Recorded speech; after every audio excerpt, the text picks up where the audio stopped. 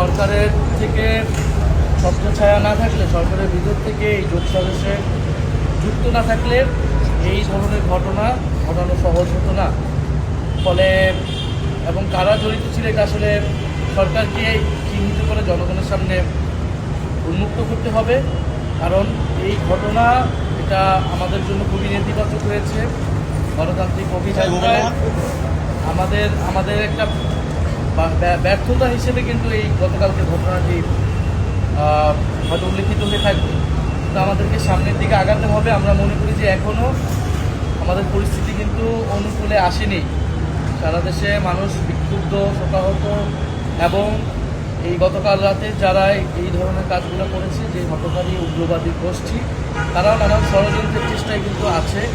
ফলে জনগণের প্রতি আমাদের বার্তা থাকবে যে জনগণ বা অভ্যুত্থানের ছাত্র তরুণরা আমরা রাজপথে থাকবো, মাঠে থাকবো এবং গণতান্ত্রিকভাবে আমাদের ক্ষোভের বহিঃপ্রকাশ, আমাদের দাবি আমরা জানাবো। কোনো গোষ্ঠী যাতে আমাদের এই আন্দোলন, আমাদের বিক্ষোভকে ব্যবহার করে নিজেদের গোষ্ঠী স্বার্থ কায়েম করতে না পারে এবং এমন কিছু দিকে যাতে আমাদেরকে ঠেলে না দেয় যাতে বাংলাদেশ ক্ষতিগ্রস্ত হয়, বাংলাদেশের প্রতিষ্ঠানগুলো ক্ষতিগ্রস্ত হয়। এই আহ্বান আমাদের জনগণের প্রতি থাকছে। আগামীকাল যেহেতু জানাজা, সারা দেশের মানুষকে আমরা আহ্বান জানাবো, সারা ঢাকা শহরের মানুষকে। আমাদের সকলেরই নৈতিক দায়িত্ব এই জানাজায় অংশগ্রহণ করা এবং শপথ গ্রহণ করা যে শরীফ ওসমান হাদী যে বাংলাদেশ গড়ার জন্য, গণ অভ্যুত্থান প্রতিষ্ঠা করার জন্য কাজ শুরু করেছিলেন, সেটাকে আমরা অব্যাহত রাখবো ঐক্যবদ্ধভাবে। এবং একই সাথে যেহেতু নির্বাচনী পরিবেশ গন্ডগোলের চেষ্টা চলমান রয়েছে, শরীফ ওসমান হাদী কিন্তু ভুলে গেলেছেন না, তিনি একজন প্রার্থী ছিলেন এবং এটা প্রার্থীর নিরাপত্তা, একই সাথে প্রার্থী, একই সাথে গণ অভ্যুত্থানের একজন ফেস, তার নিরাপত্তা নিশ্চিত করতে পারেনি এই সরকার।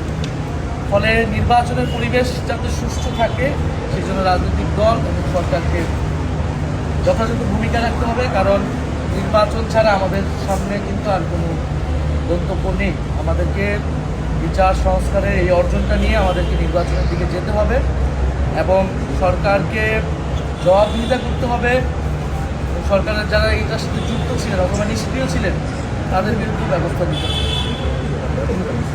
এবং আমরা খুবই স্পষ্টভাবে বলবো যে গতকালকের এই ঘটনা ছিল ভিন্নমতের উপর আক্রমণ এবং আমাদের মিডিয়া হাউসগুলো, সাংবাদিক কর্মীরা এই যে পুরো এই সময়টা গণ অভ্যুত্থান থেকে শুরু করে পরবর্তী সময় কিন্তু আমাদেরকে যথেষ্ট পরিমাণ সাপোর্ট দিয়ে যাচ্ছে। অনেক মিডিয়া হাউসের বিরুদ্ধে আমাদের অভিযোগ আছে, আমরা নিজেরা কিন্তু সেই অভিযোগগুলো বিভিন্ন সময় তুলেছি। ফ্যাসিবাদী আমলে মিডিয়া কীভাবে ব্যবহৃত হয়েছে, অনেক সাংবাদিকরা কীভাবে ফ্যাসিস্টদের দোষর হিসেবে কাজ করেছে, আমরা নিজেরাও সরকারকে ব্যবস্থা নিতে বলেছি। কিন্তু এটা একটা নিয়মতান্ত্রিক উপায়ে হতে হবে, জবাবদিহিতার মাধ্যমে হতে হবে। কারণ আমাদেরকে দিন শেষে ন্যায় বিচার এবং আইনের শাসন প্রতিষ্ঠা করতে হবে, রাষ্ট্র এবং প্রতিষ্ঠানকে গড়ে তুলতে হবে, বিচার ব্যবস্থা, পুলিশ, সেই প্রক্রিয়ার ভিতর দিয়ে এটা করতে হবে।